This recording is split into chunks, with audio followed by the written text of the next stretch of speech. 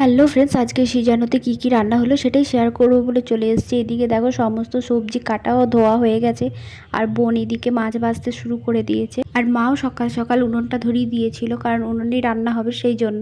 আর এদিকে আমি বাঁধাকপি সেদ্ধ করে নিয়েছি প্রথমে প্রেশার কুকারে, তারপর এক এক করে আলুগুলোকে ভেজে নিয়েছি। আলুগুলো ভেজে নেওয়ার পর এরপর বেগুনগুলোকে ভেজে নেবো ভালো করে। আর বেগুন তো আমার গরম ভাতের থেকে গরম গরম রুটির সাথে বেশি ভালো লাগে। এখানে আলু বেগুন ভাজা হয়ে গেছে, ভেজে নেওয়ার পর তারপর বাঁধাকপিটা আমি চাপিয়ে দিয়েছি। উনুনে এতই আঁচ যে কড়াইটাই পুরো পুড়ে গেছে, কি আর করার। বাঁধাকপি হয়ে যাওয়ার পর এরপর পালং শাকটা পালং শাকটা অবধি আমি রান্না করেছিলাম, তারপরে চাটনিটা মা করছিল। আর এখন রান্না পুরোপুরিভাবে কমপ্লিট হয়ে গেছে। এখন একটা থালাতে ভালো করে সাজিয়ে রেখে দেবো কতগুলো ভাত, তরকারি, বেগুন ভাজা, যা যা করেছি সমস্ত কিছু, কারণ এটা কালকে বাসি এই ভাতটা পুজো হবে ষষ্ঠী পুজোতে, সেগুলো অবশ্যই তোমাদের সাথে শেয়ার করব। আর এগুলো রাখার পর আমি একটু প্রসাদ খেতে গেছিলাম, সে ফাঁকে দেখি মা বসিয়ে দিয়েছে বাবাকে মাছ ভাজতে।